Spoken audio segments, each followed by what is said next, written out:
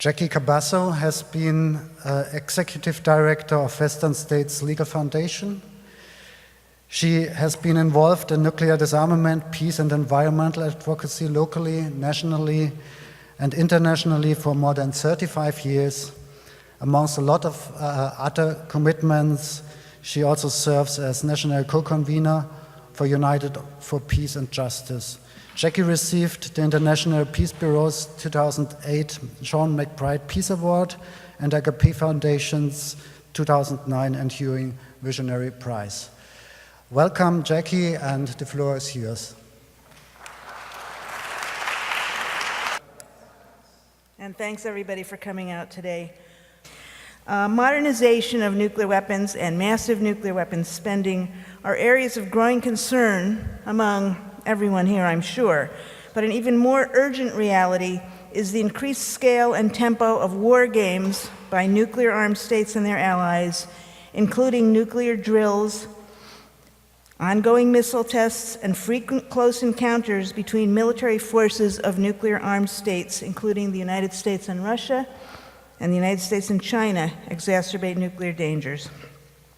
Derek Johnson, Executive Director of Global Zero, has assessed today's nuclear threat as, quote, an unprecedented moment in human history. The world has never faced so many nuclear flashpoints simultaneously, from NATO-Russia tensions to the Korean Peninsula to South Asia and the South China Sea and Taiwan.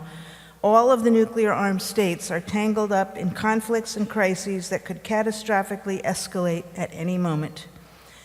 The US announcement, followed by Russia's, of their intention to withdraw from the Intermediate-Range Nuclear Forces Treaty are another sign of deepening crisis among the nuclear-armed states.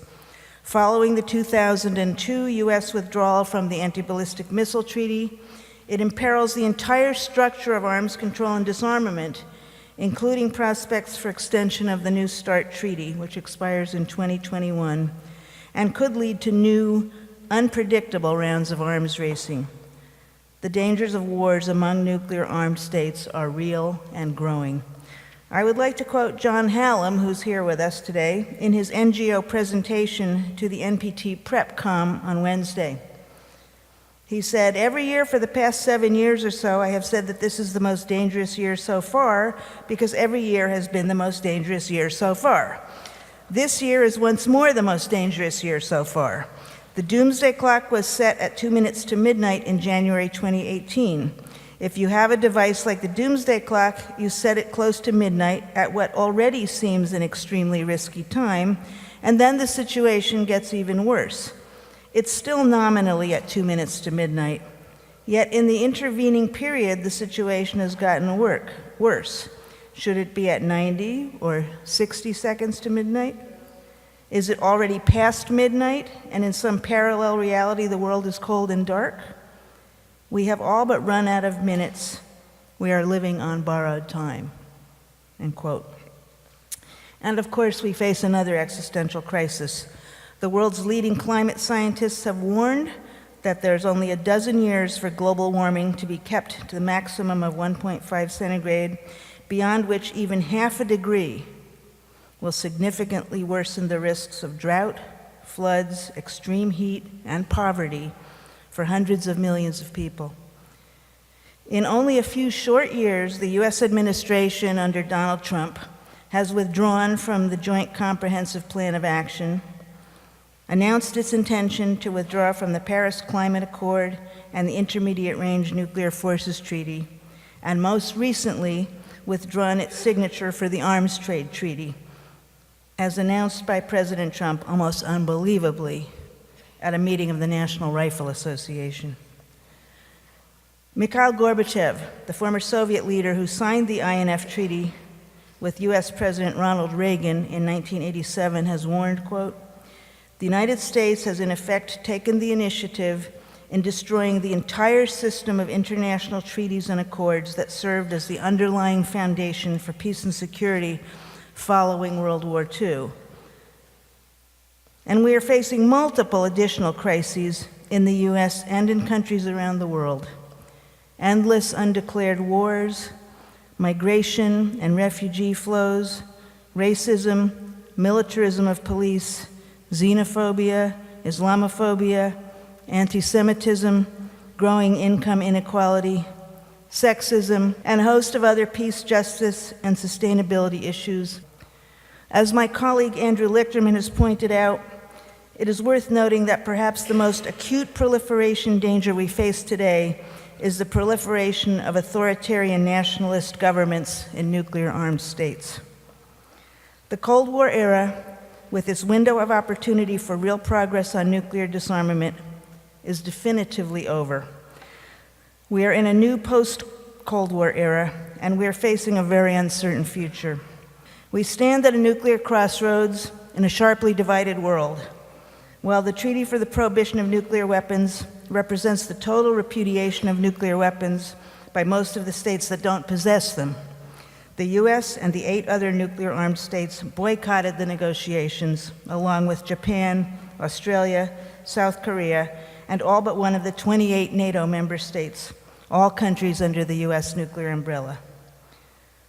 So-called non-strategic nuclear bombs are stored in underground vaults beneath 87 aircraft shelters at 6 bases in 5 European countries, Belgium, Germany, Italy, the Netherlands, and Turkey, ready for delivery by US and NATO bombers.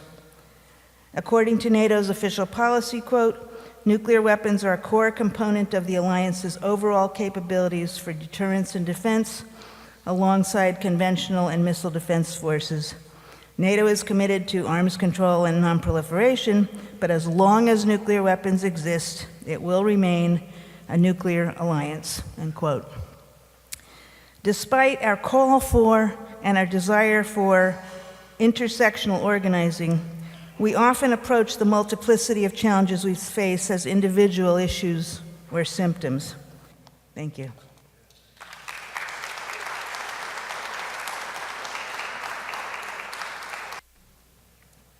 Hello again, everyone. I will be facilitating this morning's 2 panels, Understanding the New Geopolitical and Military Disorders, Their Nuclear Dimensions, and Forces Driving Them. So first up this morning, we're going to have Joseph Gerson. Joseph, a lead organizer of today's conference, is president of the Campaign for Peace, Disarmament, and Common Security, director of the American Friends Service Committee's Peace and Economic Security Program, and vice president of the International Peace Bureau. He organizes and educates at local, national, and international levels for peaceful and justful alternatives to U.S. foreign and military policies, concentrating on great power tensions, nuclear weapons abolition, diplomatic resolution of U.S.-Iran and U.S.-Korea tensions, the impacts of U.S. foreign military bases and Pentagon spending, and he serves as the U.S. coordinator for the Global Days on Military Spending, and is active with the Korea Peace Network and the No to War/No to NATO network in Europe. With Peace and Planet Partners, he led international movement mobilizations for the 2010 and 2015 Nuclear Non-Proliferation Treaty Review conferences, and he is currently deeply involved in an international common security diplomacy project and working with US, Japanese, and European partners to organize a world conference for nuclear weapons abolition, Peace and Planet, during next year's NPT review, which is also the 75th anniversary of the Hiroshima and Nagasaki bombings. His books include Empire and the Bomb, How the U.S. Uses Nuclear Weapons to Dominate the World, The Sun Never Sets, Confronting the Network of U.S. Foreign Military Bases, and With Hiroshima Eyes, Atomic War, Nuclear Extortion, and Moral Imagination. He also has many other publications, so Joseph will be up first this morning. I'm going to begin by quoting Andy Lichterman again, who says, and his words are confirmed by the Council of Foreign Relations, that we are in a dangerous and uncertain interregnum between the emergence of a new, uncertain, and dangerous multipolar era in which the United States will remain a major imperial and nuclear power, but not the only one. The post-Cold War era is over. It will be remembered as the peak of U.S. imperial power and a time of self-defeating hubris of the U.S. liberal hyperpower hegemony. The disastrous and continuing U.S. wars in Afghanistan, Iraq, Syria, and Yemen have devastated those countries, claimed tens of thousands of lives, and driven millions from their homes, with the resulting flood of refugees fueling blood and soil nationalism across much of Europe. These failed wars, the 2008 financial crisis, the rise of other powers, and the proliferation of asymmetrical capabilities have demonstrated the imperium's vulnerabilities and its relative decline. Some are tempted to describe this period of confrontation as a new Cold War. Instead, we do better to think in terms of its relationship to the years leading to World War I, an era of tensions between rising and declining powers, complex alliance structures, intense nationalism, territorial disputes, arms races with new technologies, economic integration and competition, and wild card actors, Trump being hardly the least. Trump's trade wars, his abrogation and violations of international nuclear and climate treaties, his embrace of authoritarian autocrats, his humiliation of U.S. allies, his fire and fury threat against North Korea, and the month-long shutdown of U.S. governmental operations have all reinforced this dynamic. There has, of course, been more than only U.S. decline. On the periphery, China has imbibed the military, economic, cultural, spiritual, political, and intellectual pillars of Western civilization, synthesizing them with Chinese values and culture, resulting in the Middle Kingdom's spectacular rise. 600 million people lifted from poverty, industrial and technological expertise, new means of social control, and an updated version of the tributary empire extending its influence across Eurasia and the South China Sea. The Belt and Road Initiative carries the potential to more deeply integrate Eurasian economies, cultures, and political influence from Seoul and Shanghai to Sweden, with the U.S. consigned to the geopolitical and geostrategic margins. Beyond Eurasia, the U.S. and China compete for influence in Latin America as well as across Africa. There are flaws in China's system which could stem its return to Asian and Pacific hegemony, but there is no denying it is now a great power. After suffering the humiliations of the collapse of the Soviet Empire, Russia is reasserting itself as a great, if economically weak, great power. Responding to NATO's reckless expansion to its borders, as well as its own imperial traditions, it is renewing influence in Europe and the Middle East, and even checking the United States and Venezuela. Although it is reducing its military budget, it is making up the difference through asymmetric capabilities and by upgrading its nuclear weapons and delivery systems. Spurred by Trump's arrogance, racism, American first disregard for alliances and trade wars, the fault lines of Atlanticism are deepening. Essentially unnoticed in the U.S., the European Union is in the early stages of developing its own nuclear-capable and unified, independent great power military. In Asia, building on the U.S.-Japan alliance, the Allies have joined with India, rising power despite its enormous inequities, to create an informal alliance to contain China. Reinforcing this dynamic, Prime Minister Abe in Japan is in a race to trash Article 9, the foundation of Japan's peace constitution and the last bulwark against Japan's already considerable advanced remilitarization. And as I expect Ajahn Vinayak will tell us, the Indian-Pakistani tensions and their nuclear arms race threaten both South Asian genocide and the survival of people across much of the planet. Add to this the reality that nuclear weapons technologies are now essentially 80 years old, increasing the dangers of proliferation. North Korea has joined the nuclear club, which fuels right-wing nuclear ambitions in Japan and South Korea. Iran is now threatening to withdraw from the INF Treaty, and Saudi Arabia is on track to join Israel as the second nuclear weapons state in the Middle East. What drives U.S. policy in this era of relative decline? The myth of American exceptionalism, the continuing hold of U.S. manifest destiny ideology, the continued drive for overseas markets, resources, and profits, and the subversive influences of the military-industrial complex. 60 years ago, President Eisenhower warned about the subversive tentacles of the military-industrial complex, but it has had 60 years to increase its power, wealth, and influence across the United States. And this, along with the worst economic inequality in the advanced industrial world, the U.S. is ultimately ruled now by an alliance of militarists and plutocrats behind a democratic facade. With Bolton in the lead, Trump's denigration of alliances, our tyrant and his ostensible opposition to U.S. wars and military interventions that failed to contribute to America First, the imperium continues to sail on. The administration's national security statement calls for preparations for a three-front long war against China and Russia and the chimeric pursuit of 21st century full-spectrum dominance. We see this in part in the regime change campaigns now underway, both in relationship to Venezuela and Iran. Yet despite its disastrous 21st century imperial wars, the military is widely seen as society's most trusted institution.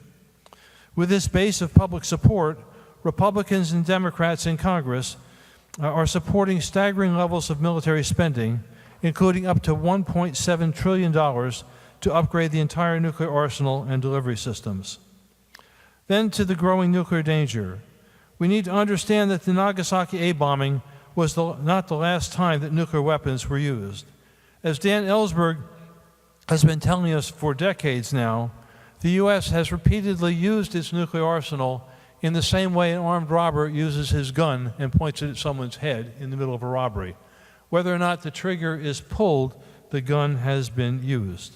In this way, nuclear weapons have served as the ultimate enforcer of empire. Actually, every U.S. president, beginning with Truman, has made such threats. Most recently, we had them in the run-up to the 1991 Gulf War, the 2003 invasion of Iraq. Obama's all options are on the table in relationship to Iran, and now we've had fire and fury targeted against North Korea. Jackie made reference to the Bulletin of the Atomic Scientist moving the hands of the doomsday clock to 2 minutes to midnight. I think for time considerations, I'll skip over that list of horrors and trust that most of you are familiar with it.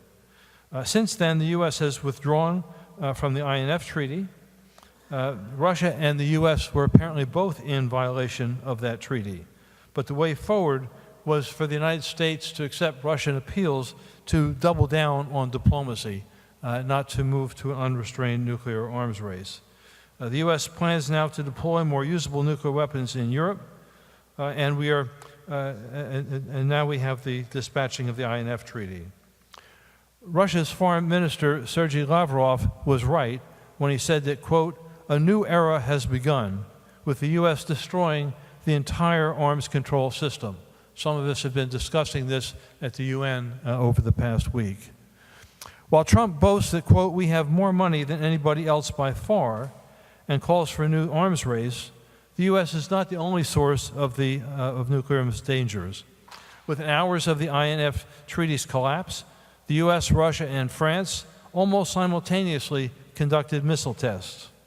Vladimir Putin joined Trump in nuclear madness when he said that he was ready for a new Cuban Missile Crisis style crisis. The moment, and we should remember that is the moment when the U.S. and the world came closest to extinction. Russia is also replacing its triad, threatens to match any U.S. missile deployments in Europe, and is coordinating its nuclear policies with China. China is also reinforcing its second strike capabilities. There are reports this week of it beginning to launch nuclear-capable submarines in the South Pacific. And even as Trump and Kim diplomacy has provided a way for Trump to retreat from his disastrous fire and fury threats, thanks largely to South Korea's Prime Minister Moon. With the diplomacy stalled, elections coming here in the United States, there's a danger that we could be pushed back to where we were on the eve of Fire and Fury. Friends, U.S. withdrawal from the INF Treaty needs to be understood in the context of more than 2 decades of increasingly aggressive U.S. military policies in relationship to Russia. Expansion of NATO, initiated by the Clinton administration, withdrawal from the ABM Treaty by the Bush II Cheney administration, Obama's commitment to spend $1.2 trillion to develop a new generation of new nuclear weapons and their delivery systems, as well as to add Georgia and Ukraine to NATO. These are all deployments that Russia fears could be converted into aggression and possible first-strike nuclear threats. Putin has said that the spring that is pressed too tight will snap back. Committed to ensuring that Russia is not again humiliated as it was in the 1990s, President Putin has reaffirmed his commitment to mutual assured destruction. Russian nuclear-capable missiles are now deployed in Kaliningrad on the northern fringe of Central Europe. In order to evade or overwhelm U.S. missile defenses, Russia is deploying a new long-range multiple warhead missile, hypersonic cruise and other missiles reportedly capable of flying 5 times the speed of sound. Putin has also pledged to deploy a nuclear-powered unmanned underwater vehicle. These U.S. and Russian nuclear deployments mimic those and up the ante of the existential threat we faced in the 1980s, and we must respond in kind. Beyond Trump and Bolton's ostensible concerns about possible Russian treaty violations lies their preoccupation with the INF Treaty's limitations on Pentagon's ability to offset China's military modernization and creation of its new island bases in the South China Sea. The U.S. withdrawal from the treaty thus also needs to be seen in the context of the current struggle for Asia-Pacific, now Indo-Pacific hegemony. Withdrawal from the treaty complements provocative U.S. South China Sea freedom of navigation exercises, the deployment of missile defenses in Japan and South Korea, and Trump's disastrous trade war with China, all elements of Trump's nationally self-defeating campaign to weaken and contain China.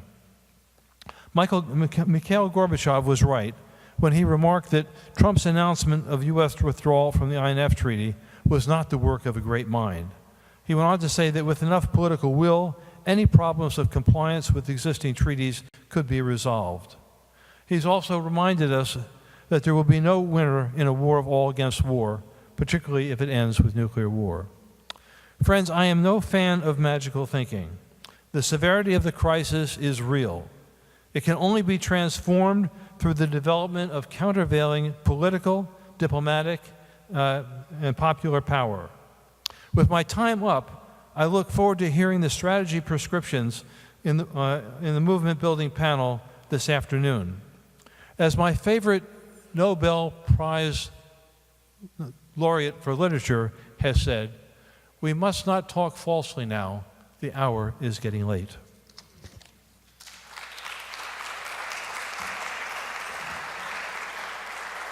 And then we also have, after Joseph, will be Boris Kagarlitsky. And given the major obstacles that have been created by our government to Russians obtaining visas, the presence of Boris today is a testament to his will and persistence. And those are characteristics that have also made him a thorn in the side of authoritarian and corrupt governments in Russia. Boris is the coordinator of the Transnational Institute Global Crisis Project and director of the Institute of Globalization and Social Movements in Moscow. Over the years, he has also been a contributor to The Nation magazine here in the United States.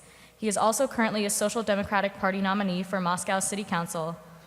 The impact of Boris Kagarlitsky's thinking, leadership, actions, and persistence have continuously shaped notions of globalization and social movements.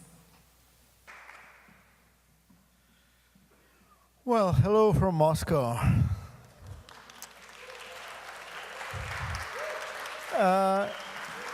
I really appreciate the effort of the organizers of this conference who managed to bring me here, because now it again is becoming quite a complicated issue. As it was already mentioned, I had actually to travel to Vienna to get my American visa, because it became impossible to get it in Moscow, which is just a very typical and very characteristic indication of the so-called New Cold War. However, I agree with Joseph that the term New Cold War is actually wrong, or at least is deceiving us, because it is actually pointing to the experience of the original Cold War of the 1950s, which was very much a competition or a struggle between two systems. It was not just about nuclear weapons. It was about two different systems. And now the point is exactly that there are similar systems in the United States and in Russia. Well, we can discuss China, but even in the case of China, it's capitalism. It is capitalism everywhere. And the essence of the current confrontation, the essence of the current crisis is exactly that there are different forces within capitalism, and the capitalist system at the world scale itself is in crisis. And this is exactly what accelerates and strengthens their momentum of conflict.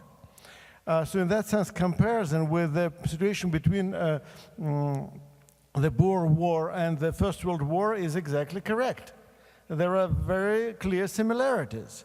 Unfortunately, well, we know that, well, now we also have nuclear weapons, which makes things much worse. Speaking from the Russian point, well, we can see that it's a very mixed bag, so to speak, because, well, I don't want to support the current government in Russia, which I consider to be a big problem for Russian people at this moment. However, it is very important to understand that it was not Russia which initiated the new wave of arms race. And of course we can, well, objectively looking at this, we can see that yes, Russia does expand its military presence very much beyond its traditional sphere of security interests, like Russian military advisors and mercenaries are now in Africa, for example. And people in Russia are very unhappy with that, by the way. And we ask questions, what are our mercenaries doing in Africa? Are they defending Russian national interests or what? Actually, they're defending interests of particular Russian companies, which are linked to local authoritarian regimes. And of course, well, they are competing there with the former colonial or masters like French, like in Central African Republic.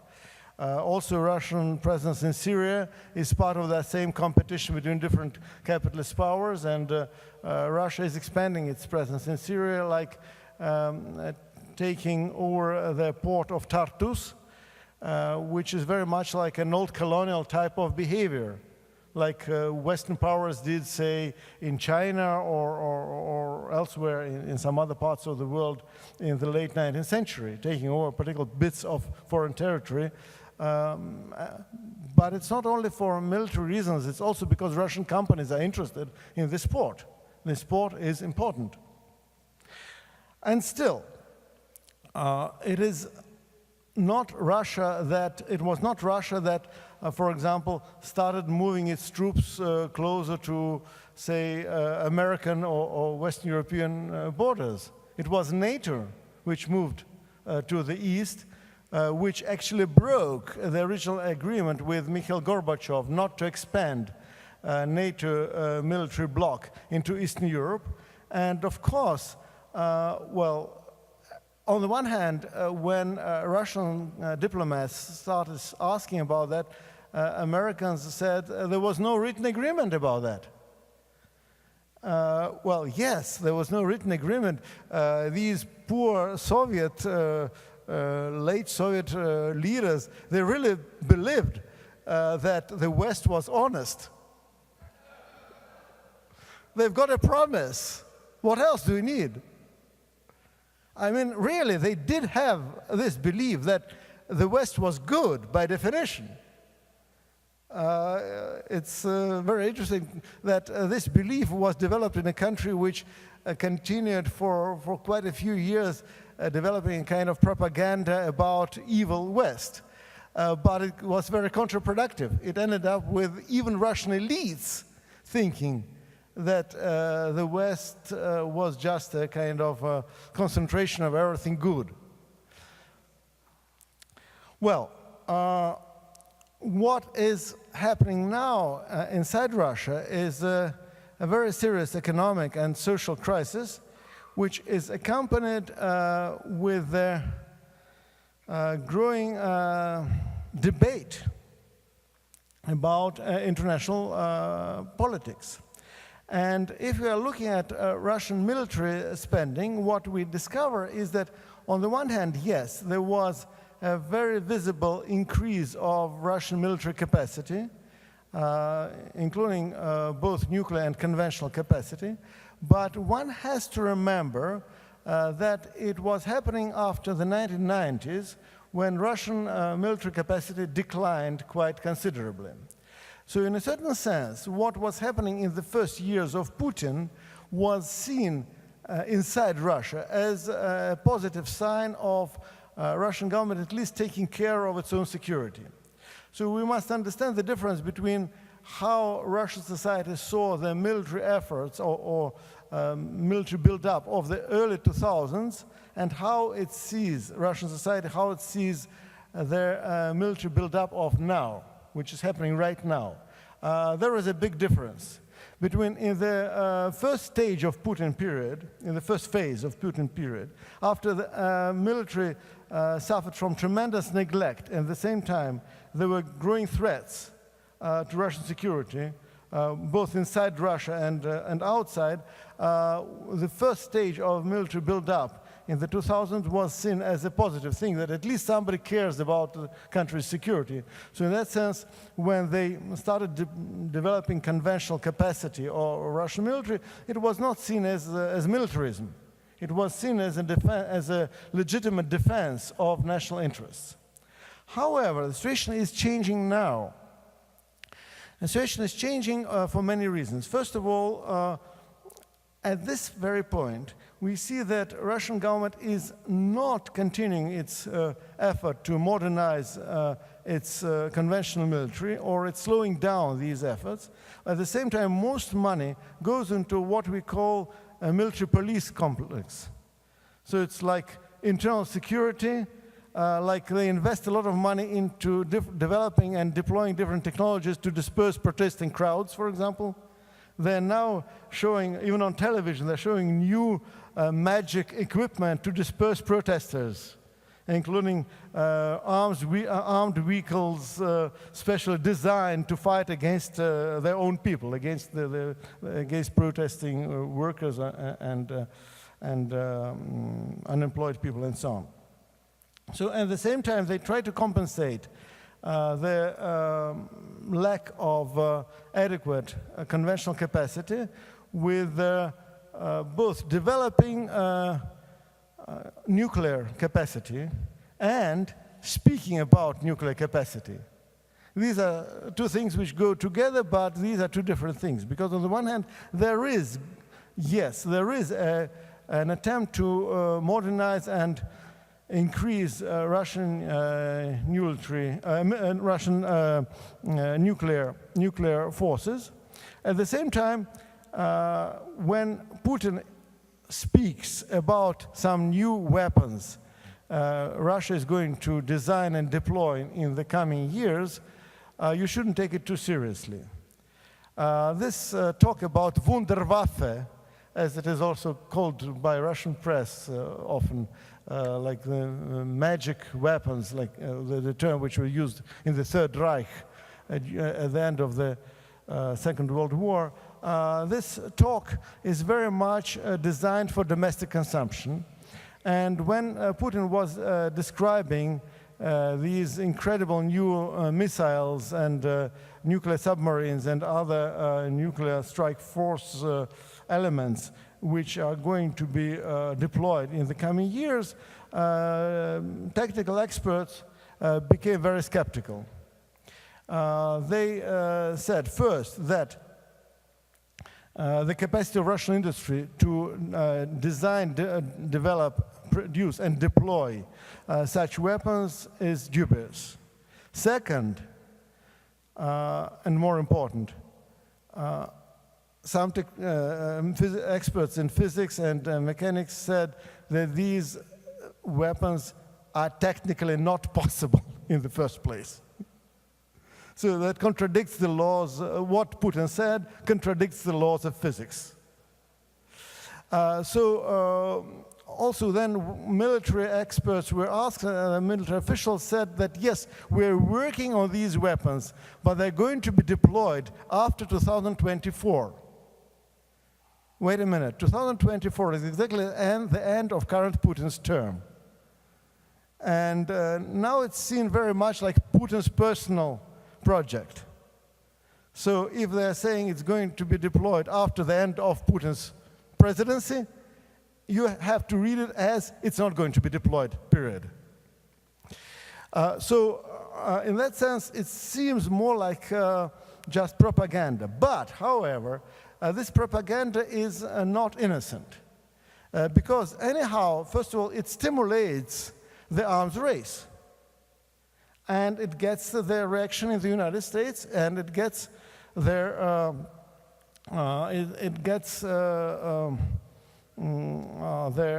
their action in terms of in the form of creating arguments for the most militaristic, most reactionary elements of Western societies to deploy more weapons, to develop more nuclear systems, and so on and so on. So in that sense, it's not innocent, it's really dangerous, even if it's not going to happen.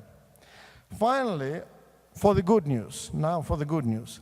The good news is that there is a chance now that conflict between Russia and Ukraine, which goes on for already about 5 years, is going to move into a stage of at least some kind of detente, a stage of de-escalation. With the outcome of Ukrainian elections, with the new Ukrainian president, Vladimir Zelensky, there is an emerging chance of peace for Eastern Ukraine, which doesn't mean that it's going to happen automatically, and there are still quite a lot of problems, but for the first time in Ukraine, at least, we have a government which is speaking not about fighting a war with Russia, but which speaks about not fighting a war with Russia, or rather looking for some options of peace settlement with Russia. And this is a very good news, but again, it has to be examined what's going to happen, because it looks like there are lots of obstacles both within Ukraine and within Russia, and it looks like elites in both countries are scared of peace. They're scared of peace because war was essentially important for these elites to solve their own problems and to enrich themselves, to steal money from the military budgets and so on, to use that militaristic propaganda as a way to stabilize their political presence, their political stability. So they're scared of peace, but there is a chance. So we always say, let's give peace a chance, and there is a chance. So we'll have to fight for it. Thank you.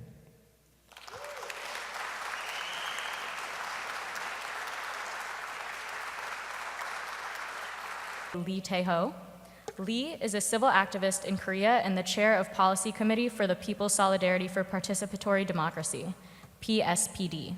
He joined PSPD in 1995, one of the most influential watchdog NGOs in South Korea, and served as the Secretary General of it from 2011 to 2016, leading PSPD's major activities from economic justice and civil and political rights to peace and disarmament.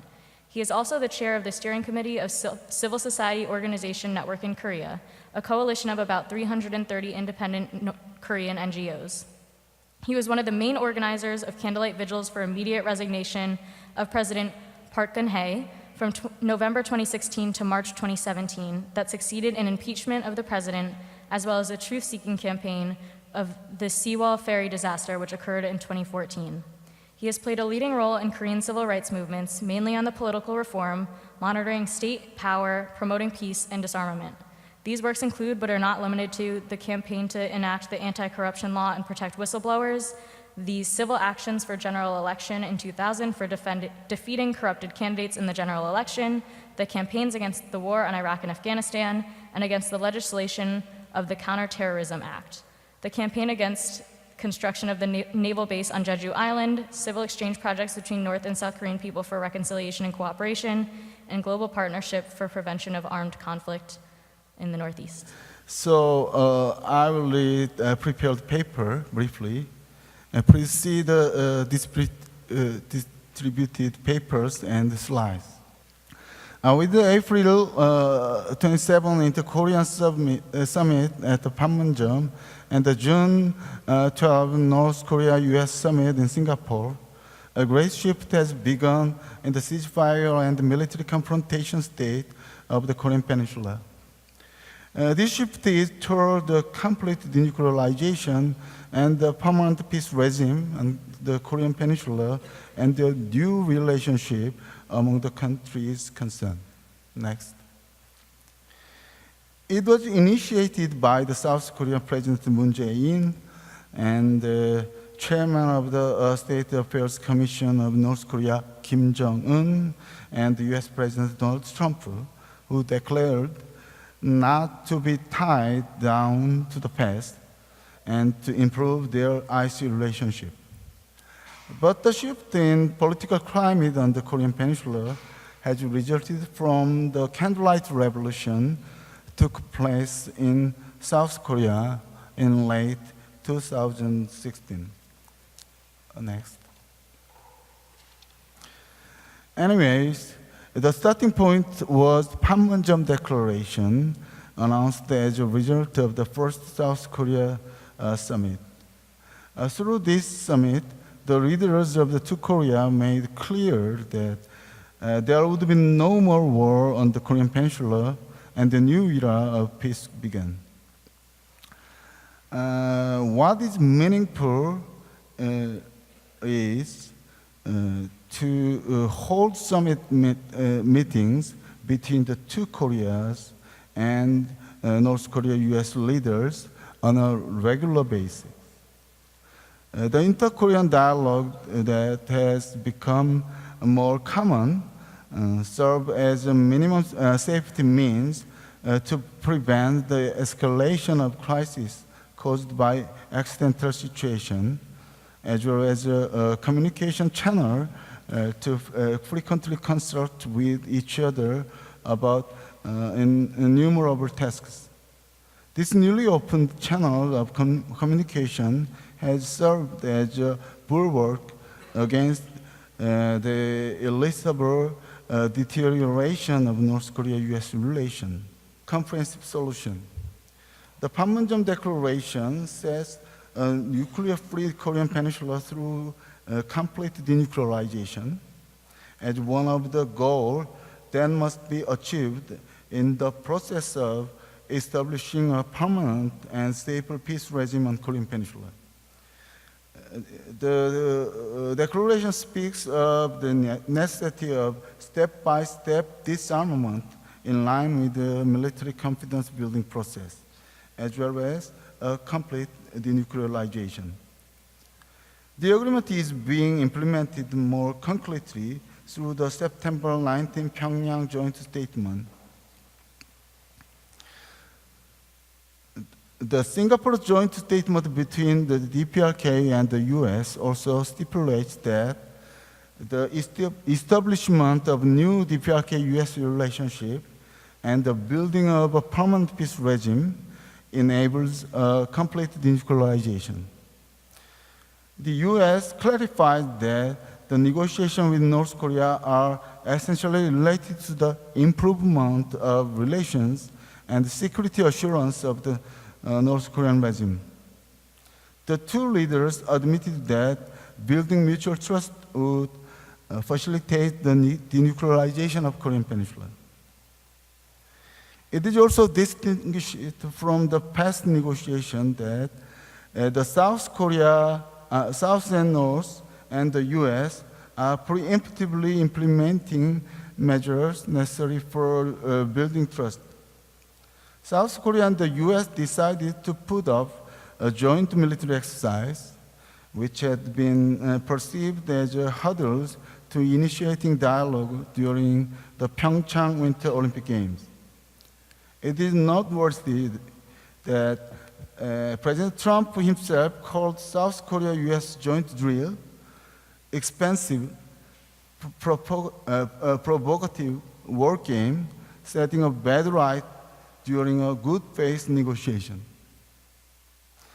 On the other side, North Korea decided to halt conducting nuclear tests and test firing intercontinental ballistic missile and dismantle the Punggye-ri nuclear test site. In the wake of September 19 Inter-Korean Summit, Pyongyang said, quote, "It will perpetually dismantle the nuclear facility in Yongbyon if the US takes corresponding measures," unquote. These measures can contribute to making the uncertain future of negotiation more optimistic.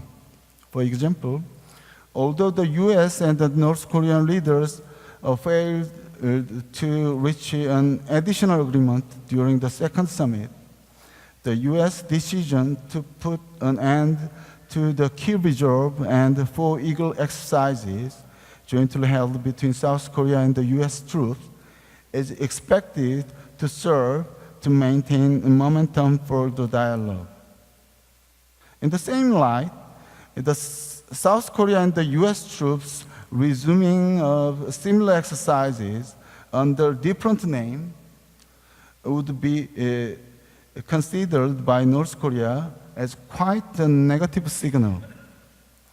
North Korea could easily understand such act as deliberately undermining the trust that is being built now. The direction for resolving the issues agreed by the 3 countries is not much different from the direction that civil society has consistently advocated. However, there are a lot of negotiations and obstacles to be left to actually solve problems. North Korea and the United States still remain in a tight tug of war regarding the content and levels of corresponding measures they are mutually to take for each other. In order for the ongoing negotiation, some of the following perceptions and approaches should be faithfully maintained. First of all, South Korea and the US should be alert to unilateral and subjective attitudes. While there are active debates over whether North Korea's will to denuclearization is genuine, there is a lack of discussion on what South Korea and the US should give up in order to help North Korea give up its nuclear program. It is necessary to have an attitude of putting yourself in the person's shoes. The most important starting point is to recognize that the overwhelming military power of South Korea and the US has threatened the opponent. South Korea has spent military expenditure higher than North Korea's total GDP every year for the past 30 years. This figure excludes the military expenditure of the US armed forces in Korea. It is not convincing to further expand South Korean conventional arms and at the same time to demand North Korea give up nuclear weapons and missiles. Therefore, South Korea and the US, with military superiority, should come up with a more proactive and initiating military threat reduction plan and put it into practice. Second, discussion should be made in earnest on the final possible form of denuclearization on the Korean Peninsula, which all North Korea and South Korea and the US can identify. And a serious discussion on the nuclear-free Korean Peninsula would bring significant changes to the prospect of negotiation on the corresponding measures to be taken by the two Koreas and the US, and a security assurance regime to North Korea. Complete denuclearization means the state that the nuclear threat to the Korean Peninsula is removed. This cannot be accomplished just by the CVID of North Korea's nuclear weapons, and can be achieved by the disappearance of all military strategies depending on nuclear deterrent on and around the Korean Peninsula. The nuclear umbrella strategy on which South Korea, the US, and Japan depend should be included agendas along with the dismantlement of North Korea's nuclear weapons. Both Koreas may consider proactively joining the TPNW. It is also critical to recognize that the nuclear issue of North Korea cannot be resolved by sanctions and pressure only. It is about time for the US and the UN to take active steps to lift some of their harsh sanctions imposed on the DPRK, not only as an incentive for North Korea to take further steps for giving up its nuclear weapon program, but also to stop a growing danger that draconian US and the UN economic sanction may have undermined the general health and welfare of the North Korean people in general. Thank you. The UN agencies have already reported that about 40% of the DPRK population is undernourished. In fact, some of the top UN sanctions, such as prohibiting any export of the North Korea seafood, agricultural products, textiles, or minerals, may well violate the UN Charter as well as the international human rights and humanitarian law. In addition, these draconian economic sanctions are creating huge obstacles to the implementation of the Inter-Korean Agreement, as well as inter-Korean exchange and cooperation in general. In this regard, it is to be noted that the latest resolution of the UN Security Council emphasized the concerned parties' commitment to, quote, a peaceful, diplomatic, and political solution to the situation, and that economic sanctions were not intended to have adverse humanitarian consequences for the civilian population of the DPRK or to affect negatively or restrict those activities, including economic activities and cooperation for the aid and humanitarian assistance. Next slide, please. Fourth, the dialogue for solving problem of the Korean Peninsula should be closely linked to the effort to alleviate military tension in Northeast Asia, which is formed on the sea through issue of dominion and freedom of navigation. The territorial disputes, however, are a complex heritage from unfortunate history of imperialism, colonialism, and the World War. In particular, these are deeply connected with the fundamental defects of the Treaty of San Francisco, which China and both Koreas were not invited to join in, and embodied the post-Cold War order in East Asia. Appealing to military means cannot address the territorial disputes and can even bring about serious disaster. Therefore, it is essential to turn the strengthening militarism and the old military alliance structure in this region into an independent common security cooperation framework.